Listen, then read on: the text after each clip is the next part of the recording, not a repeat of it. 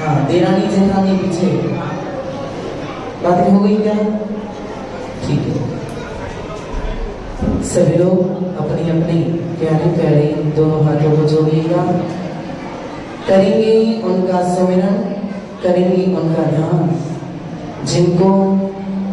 जिन्होंने सब कुछ त्याग दिया है, जिनका कुछ भी त्यागना शेष नहीं है, जिन्होंने सब कुछ पा लिया है, जिनका कुछ भी पाना शेष नहीं है, ऐसे देवादिदेव आदिम तीर्थेश्वर आदि विधाता देवादिदेव महादेव आदिनाथ भगवान की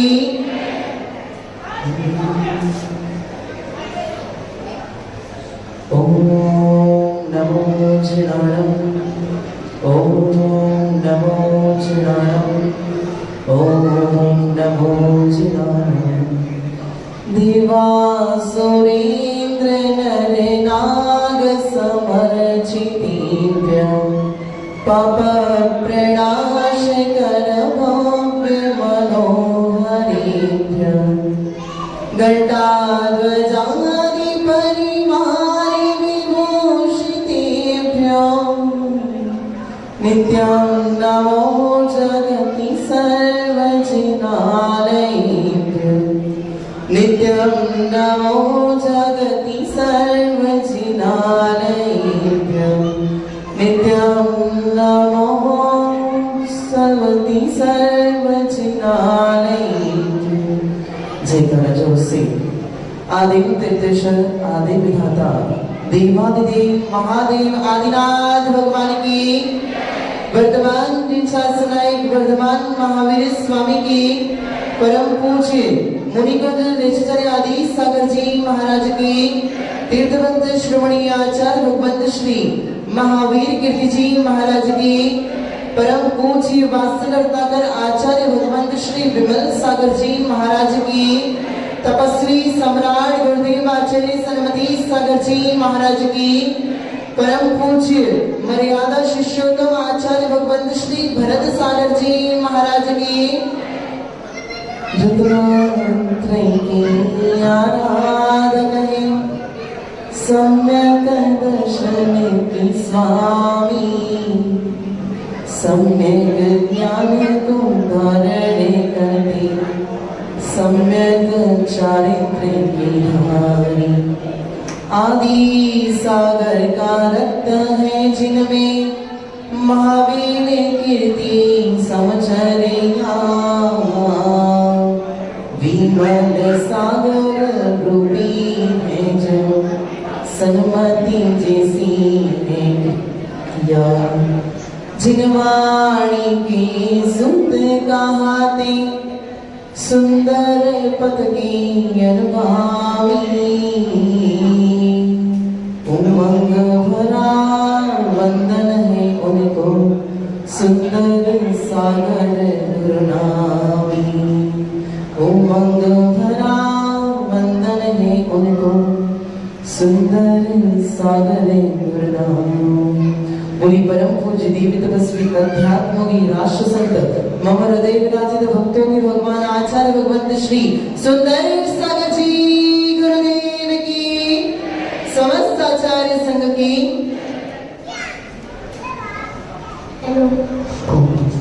सभी अपने अपने चिल्लरों को चूहों को इधर उधर छोड़ दिया है, लोग वापिस पिंजरे में ले ले, क्योंकि ये हो सकता है देश के भविष्य है, हो सकता है ये देश के भविष्य हो सकते हैं, परंतु मेरा वर्तमान खराब कर रहे हैं।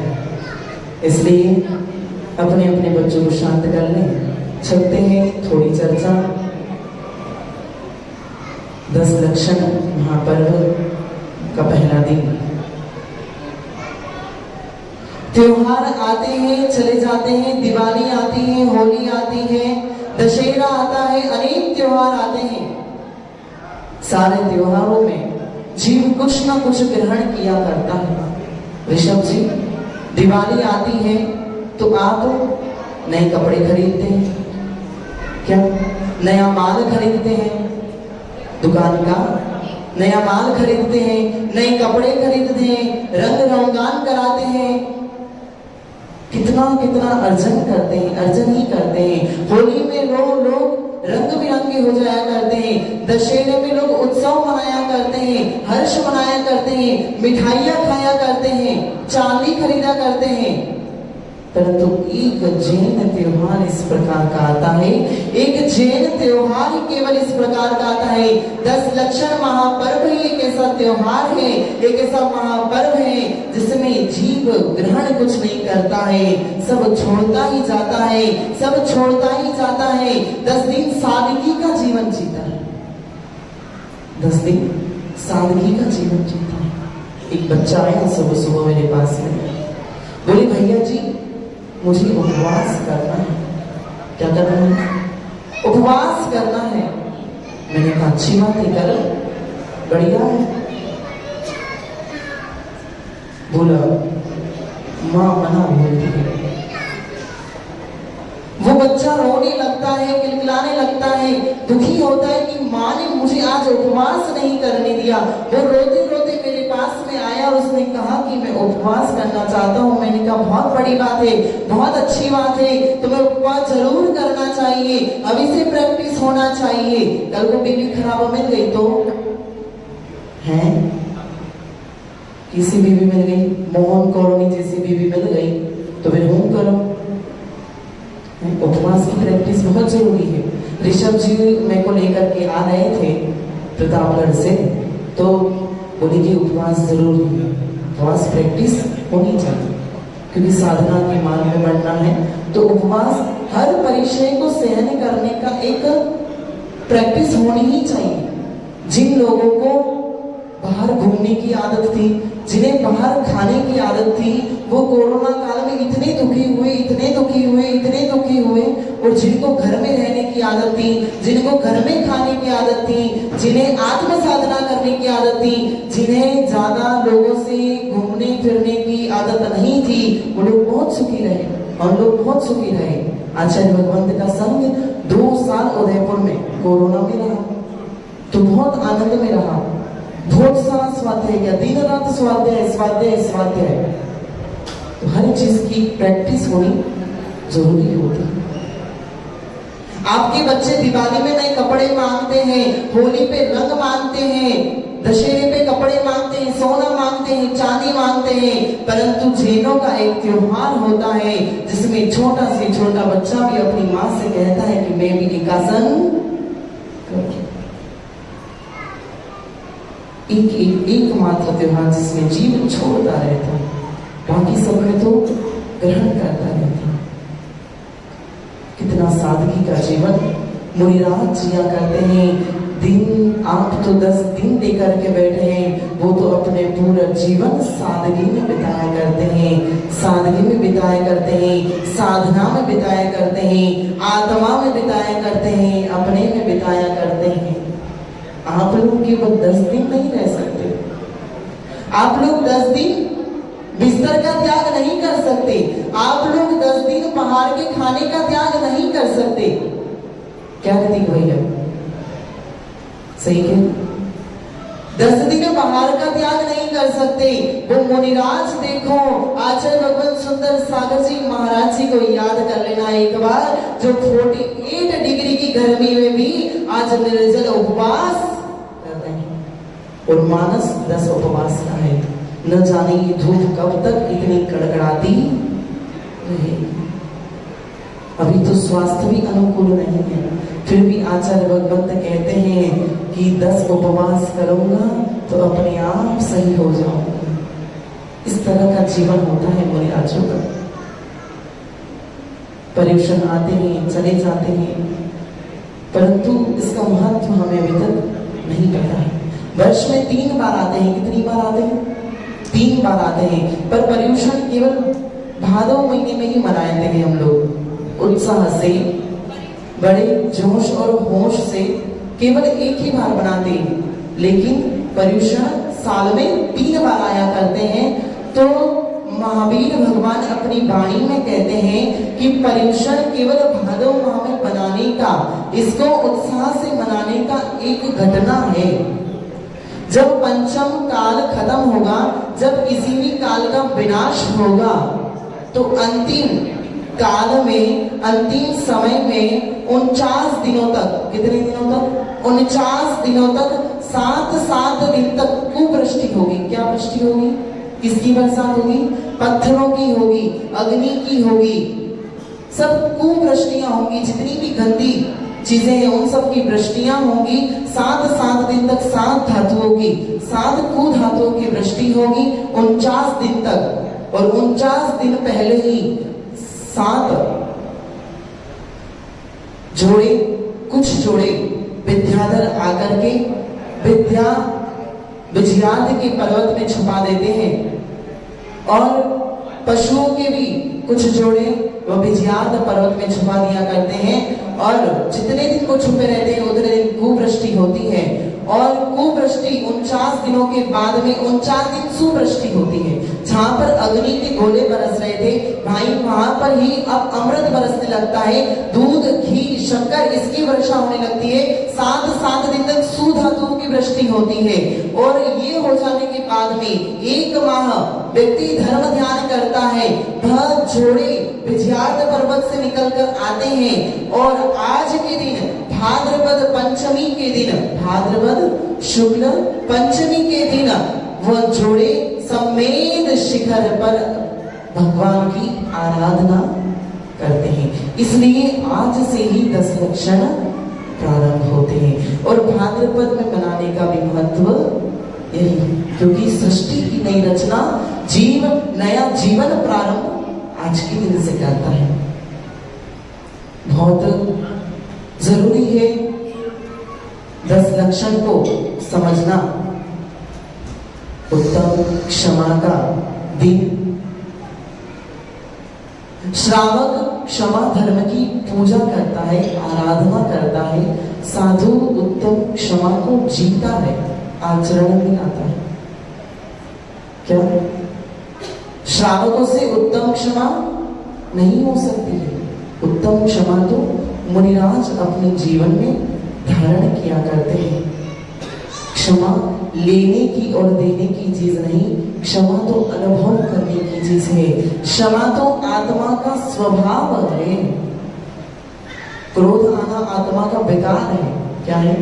आत्मा का विकार है क्रोध आना।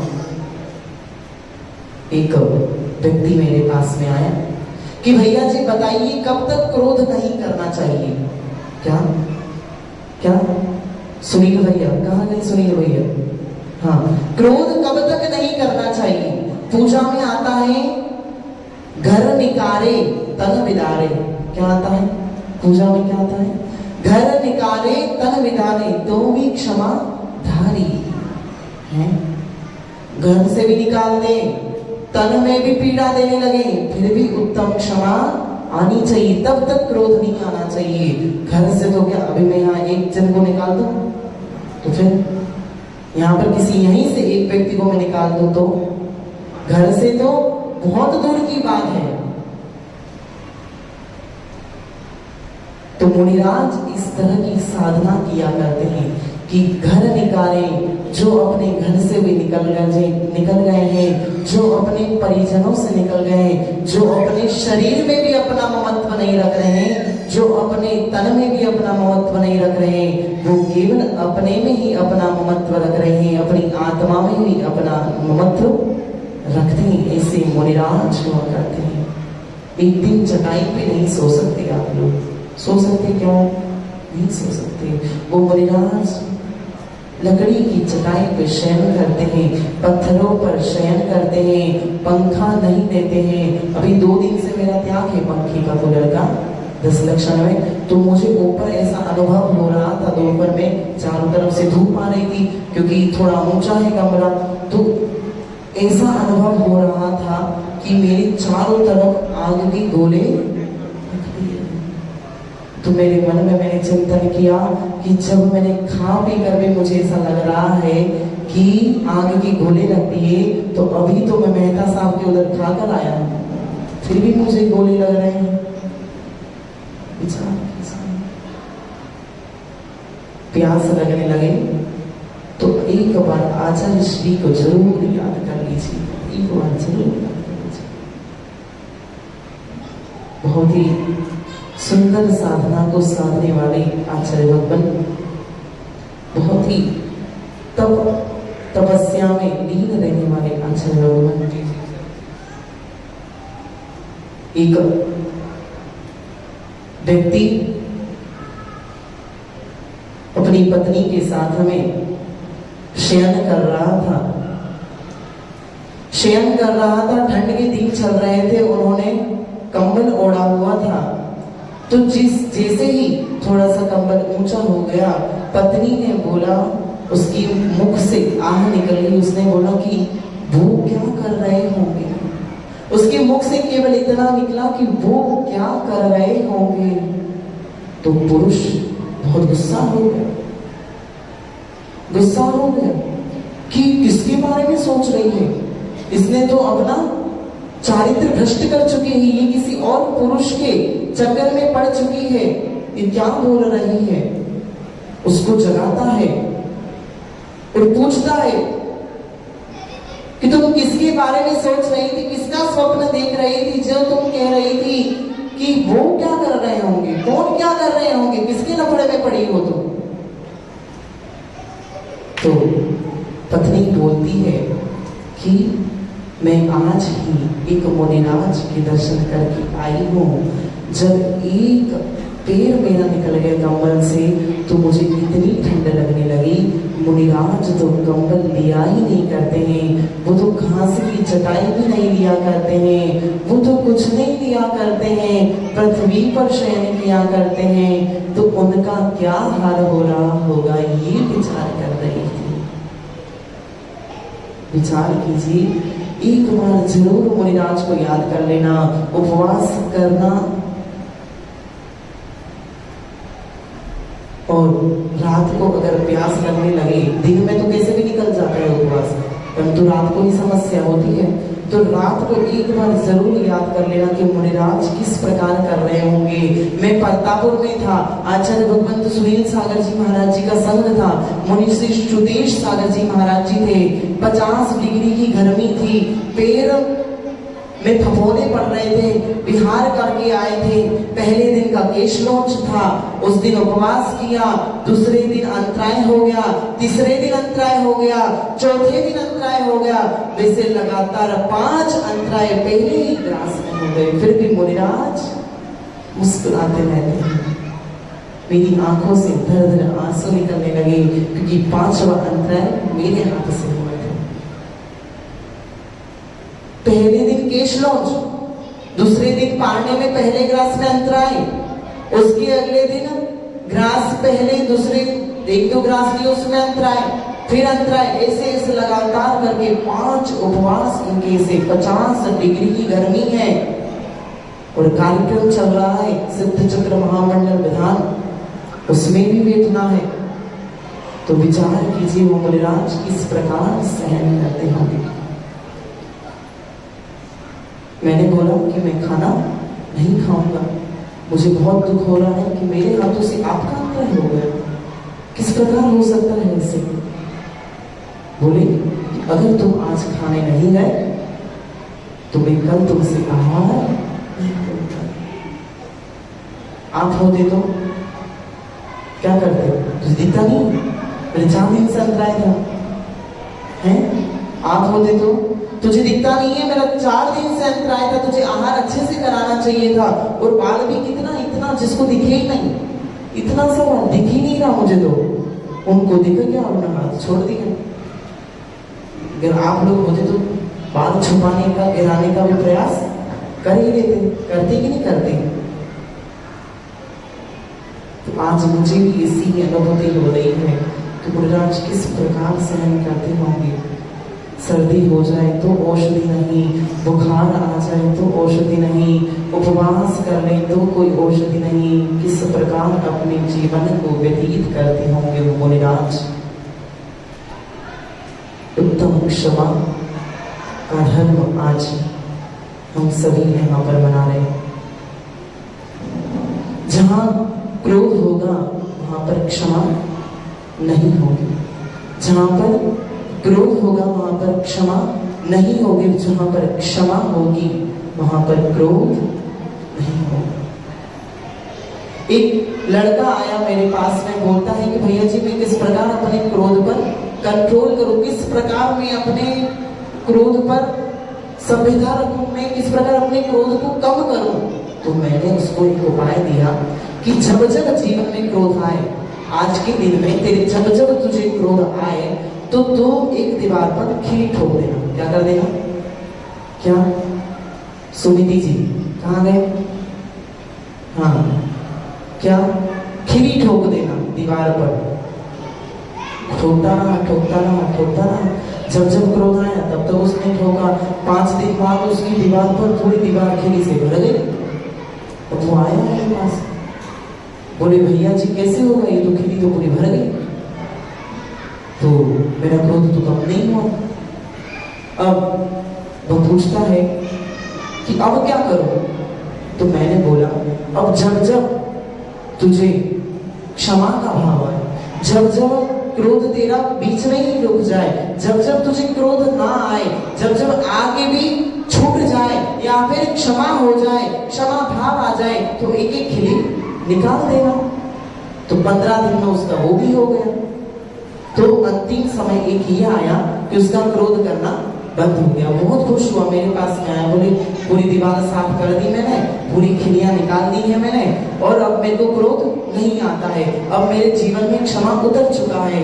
परंतु मैंने उसे कहा कि बेटा इतना खुश मत हो, जाकर के वो दीवार देख लेना उसकी हालत कैसी हो चुकी है। कि भैया जी वो तो अधमरी हो गई है, पूरी खिलियां ठोक ठोक के उसमें छेद ही छेद हो गए, हॉल ही हॉल हो गए हैं। तो आप इस प्रकार का कार्य करें कि एक बार उस दीवार पर लगे हुए छेद, उस दीवार पर लगे हुए दाग को सीमेंट से तो भरा जा सकता है, परंतु दिल में लगे छेदों का कोई भार नहीं होता है, कुछ नहीं होता उससे। एक बार आपने किसी पर क्रोध कर लिया, अब उसके मन में छेद हो गया है, उसके दिल में छेद हो गया, आप कितनी ही क्षमा मांग ले, परंतु वो छेद तो साफ होने वाला है। दीवार के छेद हो सकते हैं, परंतु उसका छेद, दिल का छेद तो होने वाला नहीं। द्रौपदी के 5 पुत्रों को किसने मारा था? किसने मारा था बताइए, किसी को याद है क्या? जी, अश्वत्थामा। द्रौपदी के 5 पुत्रों को अश्वत्थामा ने मार दिया, वो भी छल से और बल से मार दिया। अब द्रौपदी जोर जोर से रोने लगी, और किसी का एक पुत्र मर जाए तो, और ये तो 5-5 मर गए, वो भी जवान, 5 पुत्रों मर गए।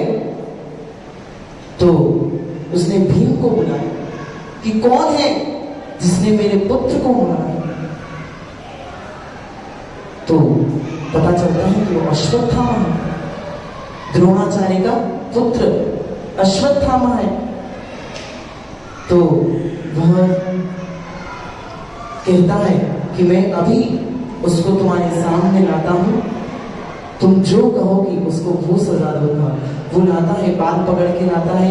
भीम के अंदर इतना बल था कि वो पूरी कौरवों को चकनाचूर कर सकता था। बल, धन का बल और शरीर का बल मंदिर में लगे, आत्मा में लगे तो उचित होता है, अगर अनुचित मार्गों पर लगे तो वही बल हमारे लिए विष के समान हो जाता है। धनवान है, बहुत ही धनवान है, बहुत ही पैसे वाला है, परंतु वो दारू में खर्च कर रहा है, वो किसी कषायों में खर्च कर रहा है, वो किसी पापों में खर्च कर रहा है, तो उसका धन विष के समान है। अगर कोई बल किसी को डराने के काम आ रहा है, किसी दुर्बल को सताने में काम आ रहा है, तो वो बल भी विष के समान हुआ करता है। फिर भीम ने अपनी सत्य के साथ में, अपनी धर्म के साथ में रहते हुए कौरवों को मारा, वरना वो चाहता तो बचपन में ही मार देता, उसमें इतना बल था। क्योंकि कौरवों ने उसे खीर में जहर मिलाकर भी दिया था, और उसे पहाड़ के नीचे भी गिराया था, तालाब में भी गिराया था, परंतु उसको एक चोट भी नहीं आई। क्यों? क्योंकि उसके अंदर इतना बल था। वो चाहता तो बचपन में ही कौरवों का नाश कर देता, परंतु उसने नहीं किया। धर्म के साथ में रहा, सत्य के साथ में रहा, क्षमा के साथ में रहा। द्रौपदी के स्वामी ने अश्वत्थामा को लाया तो द्रौपदी को पूछा भीम ने कि बोल क्या सजा दो। वो बोलती है कि सजा देनी है तो उसे एहसान की सजा दो, उसे क्षमा की सजा दो। मैं अपने दुश्मनों को बड़ा पाकीज़ा सजा देता हूँ, मैं अपने दुश्मनों को बड़ा पाकीज़ा सजा देता हूँ। मैं वार नहीं करता, मैं वार नहीं करता, मैं अपनी नजरों से गिरा देता हूँ, मैं अपनी नजरों से ही गिरा देता हूँ। आंखों से निकला आंसू और आंखों से उतरा आदमी कभी भी ऊपर नहीं उठ सकता है, कभी भी वापस नहीं आ सकता है। तुम इसे क्षमा कर दो, यही उसके लिए सबसे बड़ी सजा हो जाए। उत्तम क्षमा बहुत ही मार्मिक पर्व हमारे बीच में उपस्थित हुआ है। बहुत ही सुंदर पर्व हमारे बीच में उपस्थित हुआ है। सभी लोग इसमें अपने आप को समझें। जब घर का नक्शा बनता है, जब घर बनता है, सुनील जी अभी घर बना रहे हैं, उनसे ही पूछते हैं। चलिए सुनील जी बताइए कि घर आपने बनाया, पहले घर कहाँ बनाया? पहले आपने मन में बनाया, फिर उसको कागज पे बनाया, फिर उसको अप्लाई किया, क्या कि नहीं किया? ऐसे ही होता है कि पहले तो घर बनाना ही सेट होता है कि यहाँ कमरा होगा, ये होगा, वो होगा। पहले दिमाग में बनाता है इंसान, फिर कागज पे बनाता है और फिर प्रैक्टिकल बनाता है। तो वैसे ही हमने मोक्ष के घर में जाना है, हमें मोक्ष के घर में जाना है। और मोक्ष कब जाएंगे, कब वो प्रैक्टिकल होगा वो तो पता नहीं है। कागजों में तीर्थंकर लिख के गए हैं। इस 10 धर्म में हमें अपने मन में उस मोक्ष महल को बनाना है, उस मोक्ष के घर को बनाना है, ताकि अभी घर मन में बना है, फिर कागज पे बनेगा और फिर एक दिन ऐसा आएगा कि स्वयं उस घर में पहुंच जाए।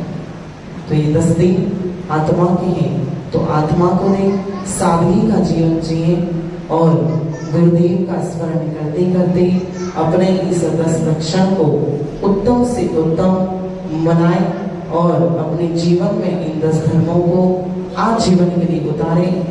जीवन में कुछ कर दिखाए, ऐसा दुनिया करना चाहे आपके जैसा। बोलिए परम पूज्य आचार्य भगवंत श्री सुंदर सागर जी महाराज की।